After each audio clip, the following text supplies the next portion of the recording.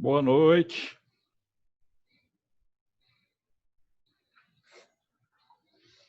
Sextou.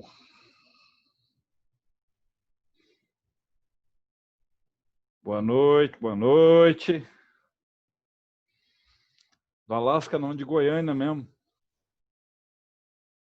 Sextou, gente. É frio em Goiânia. Ué. Você está achando que aqui não faz frio?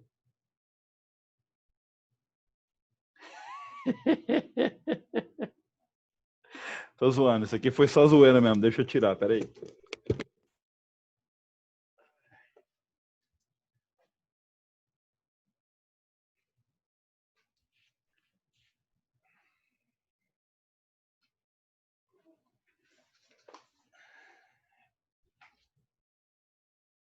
Detalhe.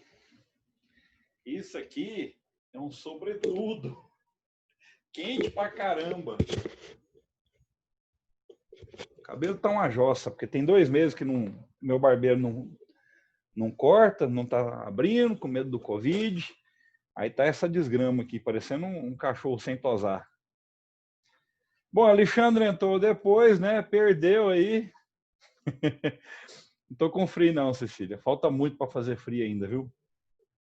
Falta um bocado de temperatura para baixar aí, para fazer frio mesmo. Eu já peguei 13 graus abaixo de zero, com sensação térmica de menos 25. Eu não sei o que eu faço. Ah, deixa quieto. Ninguém me contrata pela minha beleza mesmo, nem pela minha voz, é pela aula mesmo. Gostei do nome desse aluno ali, iPhone de cliente. Bem interessante. Bom, vamos lá? Já deu 2 minutos aí que a gente está esperando, né? Gente, o Célio deu aula para mim na quarta-feira, porque eu tive um probleminha na questão da rede elétrica aqui da minha casa, mas hoje eu estou aí firme e forte, beleza? Para a gente dar continuação no nosso assunto da ecologia, né? Hoje falar para vocês aí de fluxo de energia e pirâmides ecológicas, o fluxo de matéria, também um pouquinho sobre o fluxo de matéria dentro das cadeias alimentares, das teias alimentares. Isso aí vai complementar alguma coisa do assunto da aula passada. Então, nós já chegamos aqui na aula 3 de ecologia, certo? Que vamos falar justamente de fluxo de matéria e fluxo de energia e também de pirâmides ecológicas. Tá? Então, energia em níveis tróficos. Você lembra o que é o nível trófico? É o nível alimentar do organismo. A energia, a fonte primária de energia para a maioria, 99% das cadeias alimentares do planeta Terra, é a luz solar. Só que é o seguinte, existem algumas cadeias alimentares que elas são isoladas e não dependem da luz solar. No final dos anos 90, os caras mergulhando em grandes profundidades, eles acharam comunidades que vivem ao redor de fontes vulcânicas, coisa de 6.000, 5.000 metros de profundidade. São comunidades onde tem bactérias quimiosintetizantes e elas são a base dessa cadeia alimentar e formam uma cadeia alimentar, uma comunidade lá, totalmente isolada das cadeias e teias da superfície, certo? Então, 99% da fonte de energia da Terra é luz solar. E tem uma coisa interessante. A Terra, ela tem uma distância em relação ao Sol e o tamanho dela em relação ao tamanho do Sol é importante para a presença de vida aqui. Quando a gente procura exoplanetas, a gente procura justamente planetas que tenham essa relação de tamanho do planeta com o tamanho da estrela, a distância dele em relação à estrela. Por quê?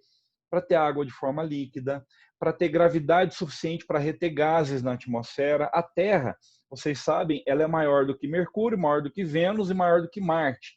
Então, como a massa dela é maior, ela também retém mais gases aqui por causa da gravidade. E esses gases fazem com que a temperatura na Terra seja ideal para a existência de vida conforme nós conhecemos. A temperatura média da Terra é 15 graus Celsius, tá? Para que serve essa luz solar? Para as plantas sintetizarem glicose na fotossíntese.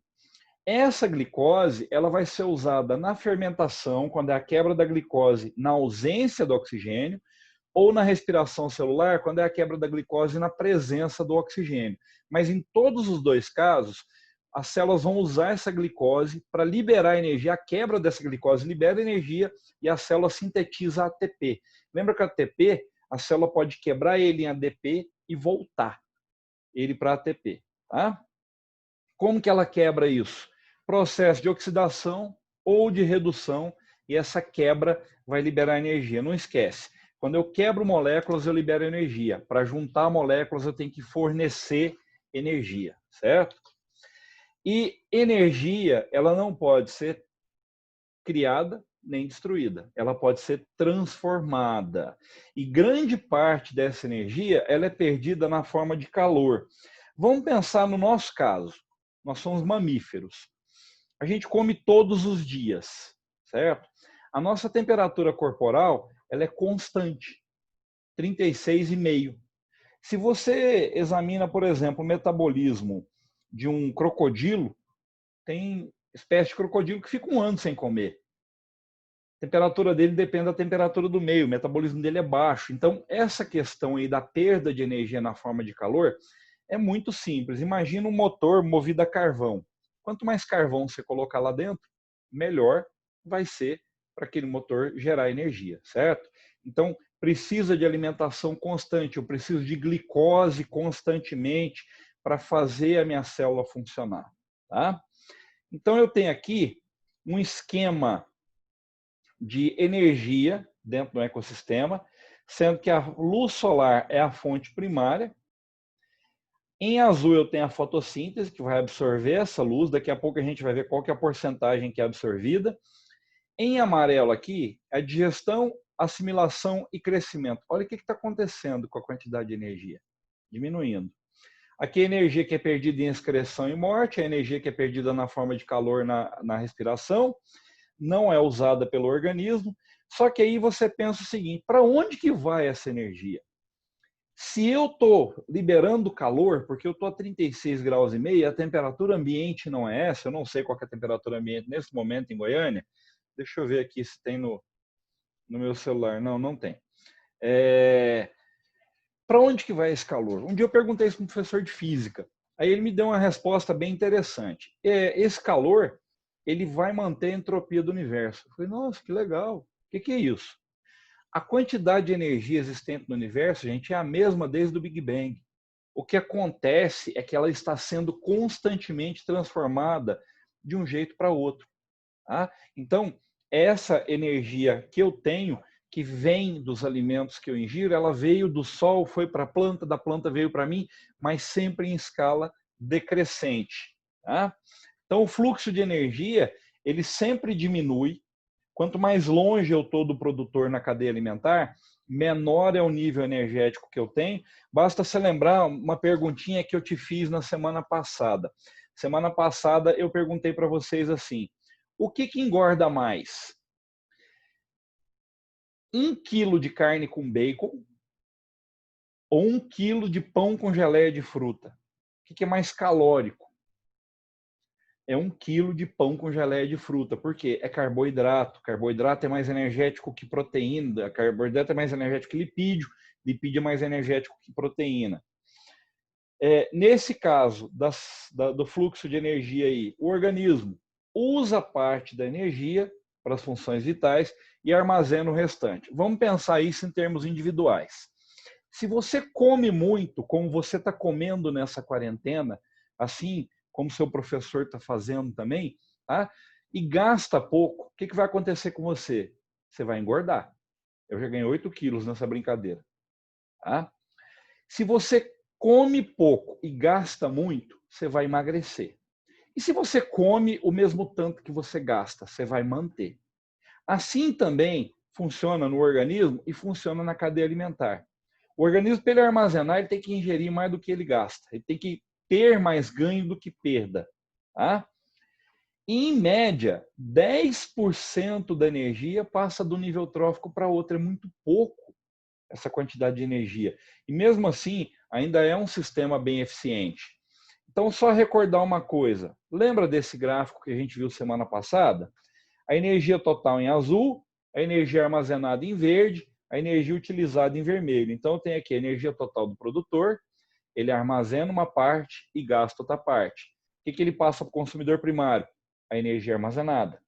O consumidor primário vai armazenar uma parte, vai gastar outra parte. O que ele passa para o secundário? O que ele armazenou. O secundário vai armazenar um pouco e vai gastar um pouco, e assim por diante. Então, o que está acontecendo com a quantidade de energia disponível aqui em quilocalorias? Ela está diminuindo cada vez mais. Até chegar num ponto que não é viável você ser um predador de sexta ou de sétima ordem, a não ser que você tenha várias fontes de alimento. Você também seja um predador de segunda ordem. Aí, tudo bem. Tá? Eu peguei esse exemplo aqui e eu quero que vocês dêem uma olhadinha. Isso aí é de livro didático e esse desenho aí já foi usado em questão de vestibular. Dá uma olhada na seta cinza.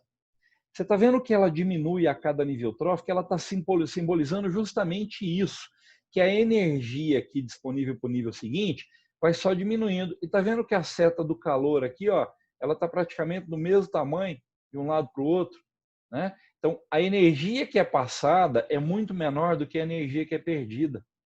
Tá? Olha esse exemplo aí também de livro didático, que ele coloca termos numéricos.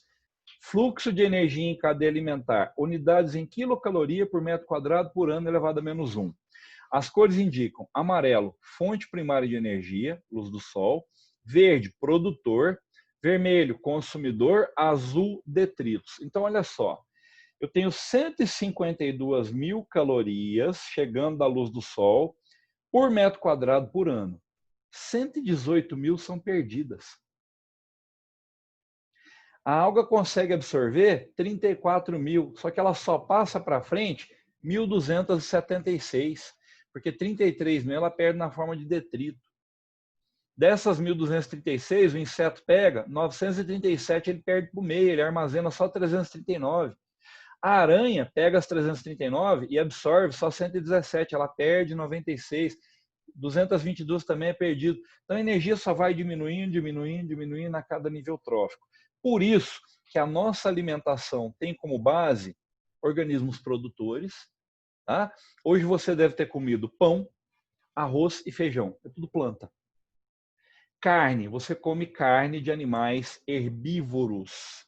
Né? Come carne de vaca, carne de porco, carne de frango. São animais herbívoros. Vocês podem ver pela questão até do preço. Você vai comprar, por exemplo, peixe.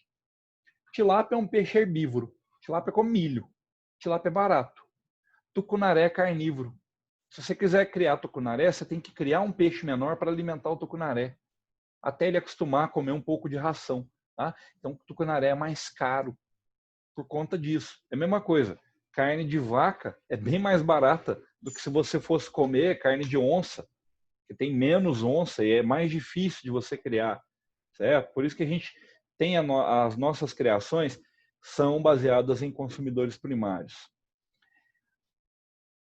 Temos uma pergunta aqui. O processo de fazer alimentos faz perder ainda mais essa energia no estilo de cozinhar essas coisas? Até que não. O cozinhar os alimentos é para facilitar a digestão, certo?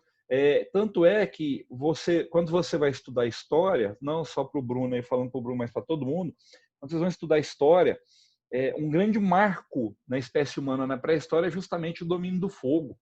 Por quê? Porque pode tornar os alimentos mais macios. É muito simples. Vou te dar um exemplo besta. Você conhece uma abóbora chamada cabutiá? Você já viu como é que ela é crua e cozida? Ela cozinha 10 minutos, ela desmancha. Agora tenta comer aquele troço cru para você ver. Então, esse lance de você preparar os alimentos, não tem perda de energia do alimento. O que acontece é que você gasta energia da entropia para preparar isso aí. Tá? O que é a biomassa? Toda matéria orgânica contida no nível trófico em um determinado período de tempo. Eu, por exemplo, estou aumentando a minha biomassa. Acho que vocês também. Ok? Com base na biomassa dos produtores, temos ideia da produtividade da cadeia alimentar. Ponto e vírgula. Presta atenção no negocinho que eu vou te falar aqui agora. Lembra que numa das aulas passadas, aí, eu acho que foi semana passada, eu comentei com vocês sobre um processo chamado equivalência ecológica, onde eu até fiz a comparação da savana africana com o cerrado brasileiro. Por que a savana africana consegue sustentar grandes animais como um elefante, hipopótamo, rinoceronte, e o cerrado brasileiro, o maior bicho que nós temos aqui, herbívoro, é uma anta, que é o quê? Sei lá, 10% do tamanho do elefante. Porque a produção de biomassa na savana é maior do que no cerrado. Eles têm equivalência ecológica, mas essa biomassa aí, a produção é diferente. Tá? Por isso que, baseado na biomassa dos produtores, a gente tem uma ideia de como é a cadeia alimentar. E como é que a gente determina a biomassa? Qual que é a unidade? Quilograma por metro quadrado. E no caso, gente, usa-se a massa seca, por um motivo muito simples. Imagina, um indivíduo de 100 quilos, a massa dele é 100 quilos, certo? Quantos por cento de água ele tem? 70 quilos. A água fornece energia, eu consigo fazer hidrólise da água dentro do meu organismo para liberar hidrogênio, para montar... Não, eu consigo energia através de compostos orgânicos, da quebra de compostos orgânicos. Então, essa biomassa aí, a gente sempre vai usar a massa seca, porque eu vou associar ela com a capacidade de energia, da produtividade da cadeia alimentar. Por isso a massa seca. Tem autor que fala que você tem que usar, inclusive, a chamada massa seca livre de cinzas.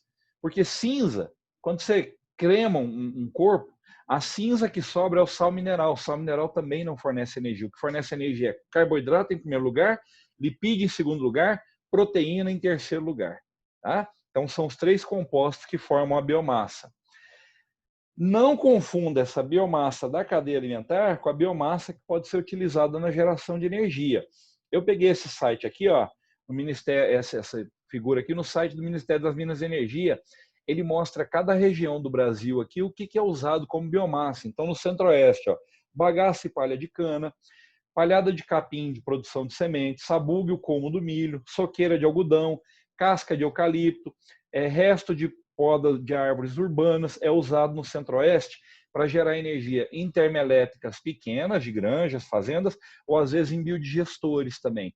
Eles usam a biomassa junto, às vezes, com fezes de animais e tal. Hoje em dia, está se tornando muito comum o pessoal que cria porco em granja, em larga escala, eles usarem as fezes do porco junto com biomassa para produzir energia para a própria granja, tá?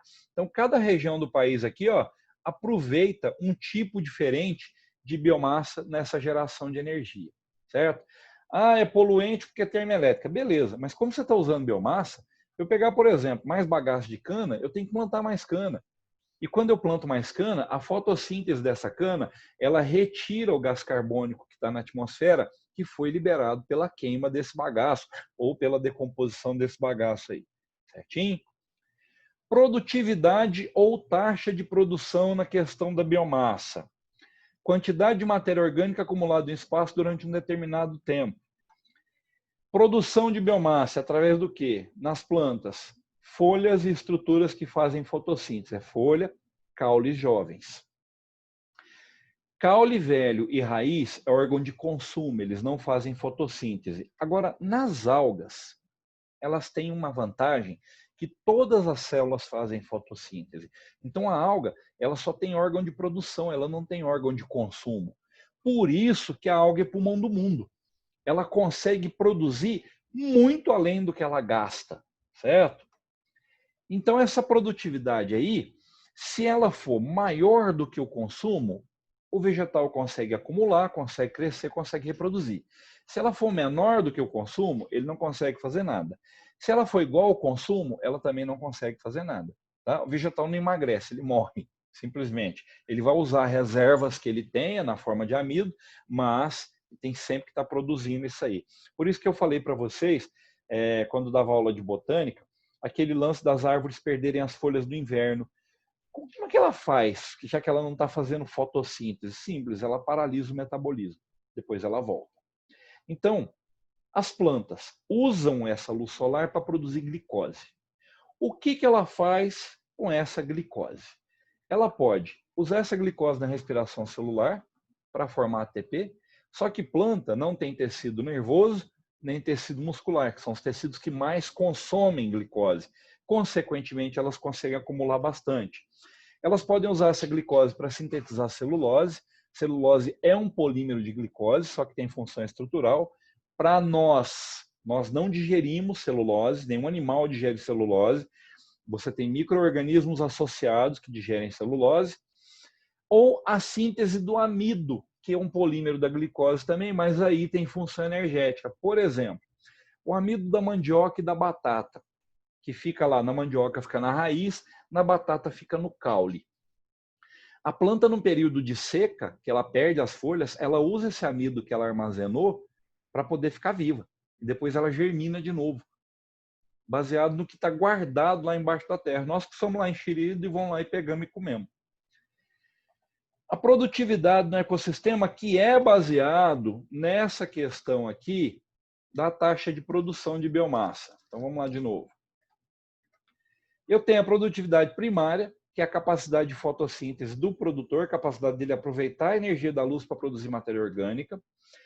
Essa produtividade vai ser uma produtividade primária bruta quando ela é o total de biomassa produzido por área e tempo definido, quilograma por ano, por metro quadrado por ano. Você lembra que na aula passada eu falei para vocês do exemplo do salário bruto, né? Teu salário bruto é 10 mil reais. Você vai receber 10 mil reais todo mês? Não. Tem 27,5% de imposto de renda. Tem 11% de fundo de garantia. Tem 8% de INSS. Tem não sei o quê. No final das contas, você recebe o salário líquido, que é o seu salário bruto menos os descontos. Então, essa produtividade primária bruta seria o equivalente ao salário bruto. Só que, o que a planta armazena?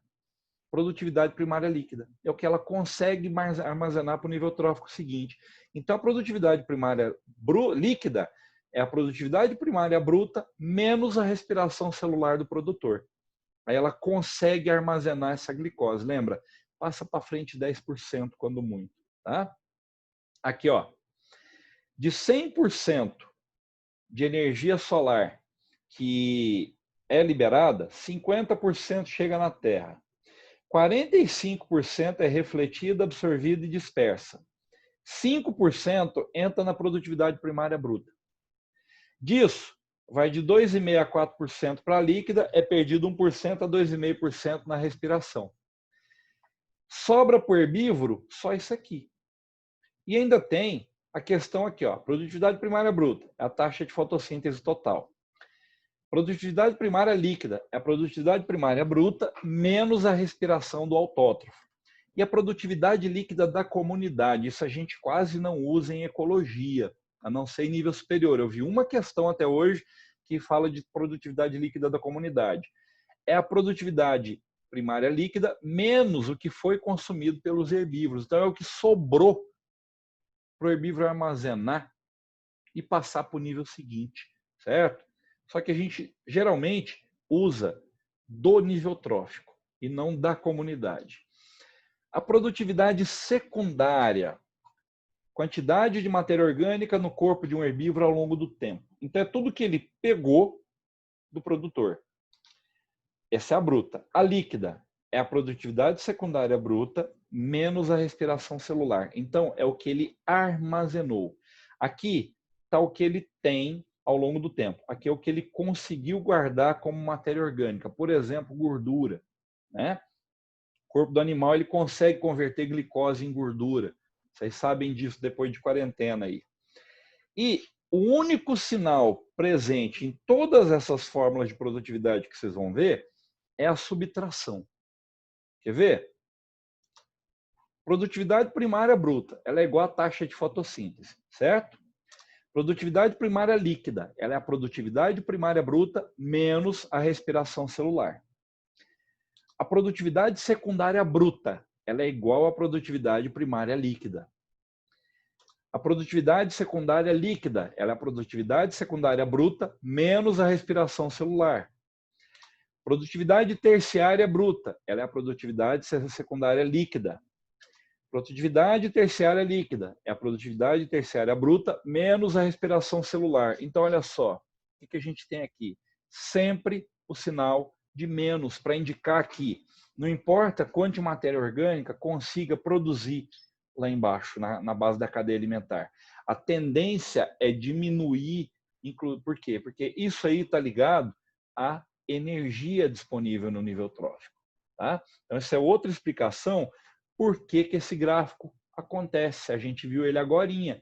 Eu vou colocar ele aqui de novo para mostrar uma coisa para vocês. Sabe o azul, que é a energia total?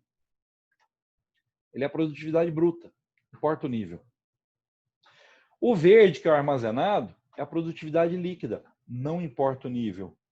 E a energia utilizada é a respiração celular, não importa em qual nível que ela está. Por isso que a tendência é sempre queda na produtividade.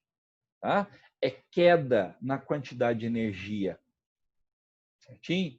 Lembra do filme Perdido em Marte? Né? O cara fica lá em Marte e para poder produzir alimento para ele, produzir comida, ele vai plantar batata no próprio cocô. Não sei se vocês se lembram desse filme. Aí o que acontece? Ele precisa de produção de vegetal para poder tanto produzir o alimento quanto o oxigênio que ele precisa. Tá? Pirâmides ecológicas, conceito disso. Representação gráfica de qualquer estrutura de nível trófico. Pode ser de energia, biomassa ou números. Presta atenção aqui no negócio que eu vou te contar. Isso é mentira, viu? A gente faz pirâmide ecológica de qualquer coisa mensurável dentro de um ecossistema. Na faculdade, no ensino médio a gente usa esses três. Na faculdade, eu aprendi a fazer pirâmide de cálcio, pirâmide de sódio, dentro de ciclo biogeoquímico, tá? Pirâmide de teia alimentar. Não queiram trabalhar com pirâmide de teia alimentar. É pesadelo para quem é de biológicas, porque envolve matemática pura e simples. E você tem que conhecer geometria espacial. Então eu ficava boiando mais do que tudo nas aulas, mas consegui aprender. Tá? Primeiro nível trófico, sempre na base, sempre embaixo. O segundo em cima dele, o terceiro acima do segundo e assim por diante, formando um gráfico de barras deitado. Certo? Então, é uma forma de você condensar muita informação num pedacinho só de figura. A pirâmide de energia, ela só tem um formato. Pelo que nós conhecemos de vida no planeta Terra até hoje, só existe um formato de pirâmide de energia. Por quê? O que acontece com a energia ao longo da cadeia alimentar? Só diminui, só diminui, só diminui. Largura do nível representa a quantidade de energia de cada nível trófico em quilocalorias, certo? Energia diminui a cada nível trófico. E eu peguei aí de livro didático essa pirâmide que mostra justamente a quantidade de energia. Faltou aqui, ó, quilocaloria nos bezerros, tá? Faltou a palavra caloria aqui. Então, ó, 1,5 vezes 10 a sétima caloria de alfafa. 1,2 vezes 10 a sexta caloria de bezerro. 8,3 vezes 10 a terceira caloria de criança. Isso aqui é a quantidade de energia necessária para produzir carne o suficiente para uma criança. A quantidade de energia é muito grande, por quê? Porque ela vai diminuindo sempre. Eu fiz um outro exemplo aqui, toscamente desenhado no Paint, que é isso aqui, ó. O produtor, 15 mil calorias, 15 mil quilocalorias. Quanto que ele passa em média para o nível seguinte? Que a gente viu? Você lembra? 10%. Então ele vai passar 1.500 calorias para o consumidor primário. Quantos por cento que o consumidor primário vai passar para o outro? 150 calorias para o consumidor secundário. Eu estou usando 10%, tá? Como parâmetro. E isso aqui tem um negócio que vocês já conhecem. Qual a energia que o produtor passa para frente? Essa é a energia total dele. Ele passa o que ele armazenou. O consumidor primário passa o que para frente? O que ele armazenou. O consumidor secundário passa o que para frente? O que ele armazenou. E o resto da energia? A energia que foi utilizada. Então, essa energia aqui, o produtor utilizou para ficar vivo, essa energia o consumidor primário utilizou para ficar vivo, essa energia o consumidor secundário utilizou para ficar vivo. Resultado disso, meus queridos, energia só diminui a cada nível trófico. E quanto mais próximo você estiver do produtor, maior será a quantidade de energia disponível para o seu nível trófico. Deixa eu falar uma coisa para vocês, vou dar uma de vidente aqui, tá? Num futuro não muito distante, carne vai ser uma coisa muito difícil de você comer. A maior parte das coisas que você vai comer vai ter de origem vegetal, a não ser que a gente consiga realmente criar carne em laboratório, por causa da questão energética. A população humana só está aumentando. A área do planeta é a mesma, a área da Terra é a mesma para a agricultura. Tá? A pirâmide de biomassa. Cada nível representa a quantidade de biomassa disponível para um dado distante, para o nível, né? Tem dois formatos possíveis. Primeiro formato normal em ecossistema terrestre, onde o produtor é vegetal. Lembra, a planta faz fotossíntese na folha, caule e raiz só consome. E no ecossistema aquático, a base dela é mais estreita. Ela pode ser mais estreita. Por quê? O produtor é a alga, principalmente fitoplâncton. E a alga, ela não tem órgão de consumo. E tem um outro detalhe.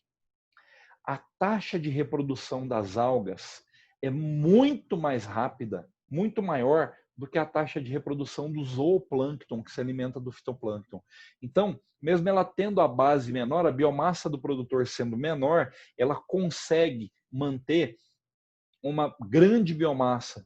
Tá? Eu vou mostrar isso aqui para vocês. Então, no ecossistema terrestre, olha só, eu tenho aí 8.000 quilos de alfafa para formar 1.000 quilos de boi para alimentar um humano de 70 quilos. Lembra, isso é ao longo do ano, tá?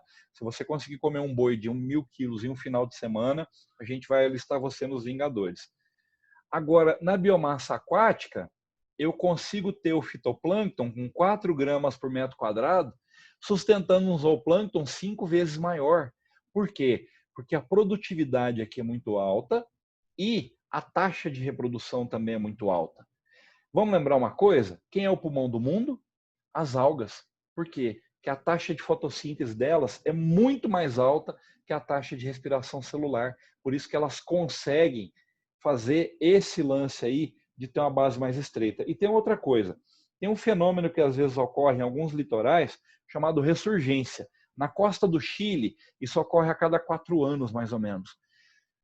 O nutriente que está no fundo do mar, por corrente oceânica, que devido à mudança de temperatura, ele é levado para a superfície. Então o fitoplâncton dispara. Quando o fitoplâncton dispara, toda a cadeia alimentar dispara. Aí nesse ano, ou esse ano teve ressurgência. Ano que vem a pesca é uma coisa maravilhosa para o Chile. Aí fica 3 anos ruim. Depois mais um ano de explosão. 3 anos ruim, que eu falo assim, né, pescando o mínimo, mas é sempre de 4 em 4 anos, 3 em 3 anos, depende da região, você tem esse fenômeno da ressurgência que faz o fitoplâncton aumentar. Tá?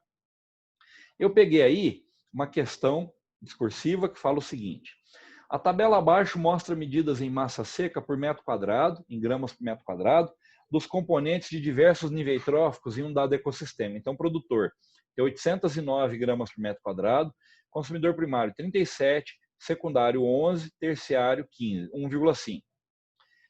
Por que se usa massa seca por unidade diária e não massa fresca para comparar organismos encontrados nos diversos níveis tróficos? Lembra que eu falei da explicação da água? Eu tenho que contar a massa que pode gerar energia, tá? Explique por que a massa seca diminui progressivamente em cada nível trófico. O que eu vou fazer com parte dessa massa? Eu vou usar para ficar vivo. Nesse ecossistema, identifique os níveis tróficos ocupados por cobras, gafanhotos, musgos e sapos. Quem é o produtor? O musgo. Consumidor primário, gafanhoto. Consumidor secundário, o sapo. Consumidor terciário, a cobra. Vamos ver a resposta esperada? Utiliza-se a massa seca porque se analisa a quantidade de matéria orgânica envolvida em cada nível trófico. Água não é matéria orgânica. Matéria seca diminui porque parte dela é queimada e transformada em energia em cada nível trófico. E nos ecossistemas a gente tem esses níveis tróficos que eu falei para vocês. O musgo é produtor, o gafanhoto consumidor primário, o sapo consumidor secundário, cobra consumidor terciário. Certinho? Última pirâmide, pirâmide de números. Essa aqui eu deixei ela por último porque é a cereja do bolo, né? É o que a gente tem de mais legal para falar. Cada nível trófico, cada nível da pirâmide representa a quantidade de organismos por nível trófico. Então, quanto que tem de cada espécie que está sendo representada lá. Pode assumir qualquer formato. Depende só da cadeia alimentar que você está estudando. Então, pode ser, inclusive, uma pirâmide invertida. Pirâmide invertida, inclusive, ela é muito comum em caso de parasitismo. Vamos pensar. Suponha que eu tenha 40 lombrigas. Então, tá eu embaixo, um Cristiano Pova, 40 lombrigas. Cada lombriga dessa tem 1000 protozoários no intestino, que é parasita dela, no intestino da lombriga. Então, tem 40.000 protozoários em cima. Ela pode ser invertida.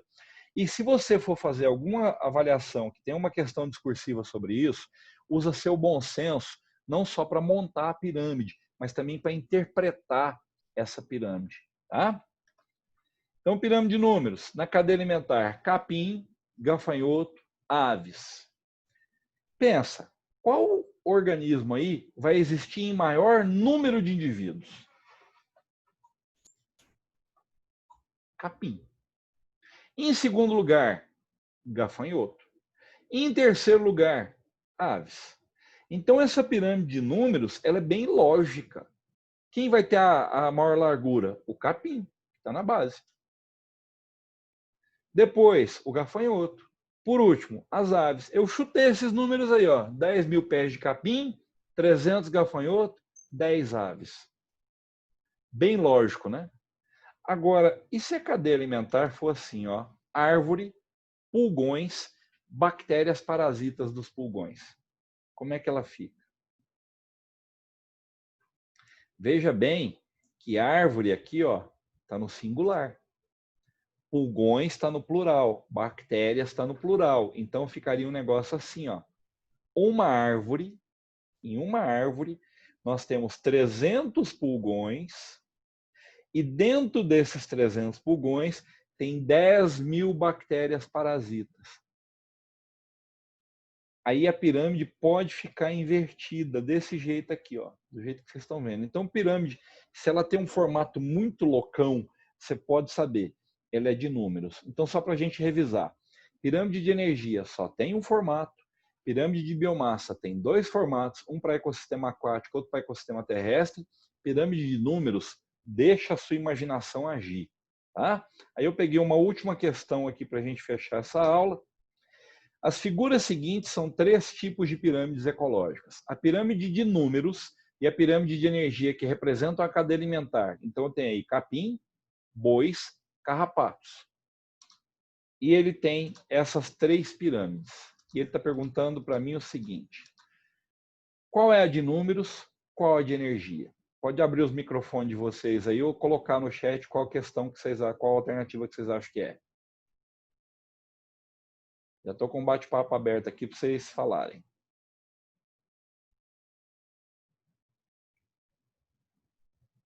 Vamos, gente. Tem alguém aí?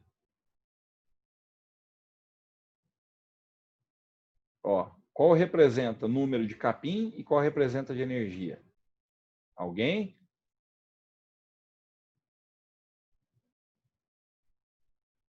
Letra C. Só uma pessoa vai responder, larga de preguiça. Mentira.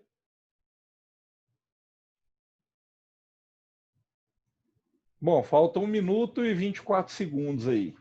Eu vou dar uma dica para vocês. Opa, agora começou as respostas aqui, ó. D. 2 respostas só. As outras pessoas estão dormindo. D. Ó, gostei de ver. Como é que pode ser uma pirâmide de energia? Ela só pode ter um formato, que é o formato 3. Então, já que ele está pedindo respectivamente, a letra A caiu fora, a letra C caiu fora, a letra E caiu fora. Certo? Ficou entre B e D. Como é que é a pirâmide de números de capim, boi, gafanhoto e carrapato? Vai ter muito mais carrapato do que boi. Então, só pode ser a pirâmide 2. Fica 2 e 3, alternativa D.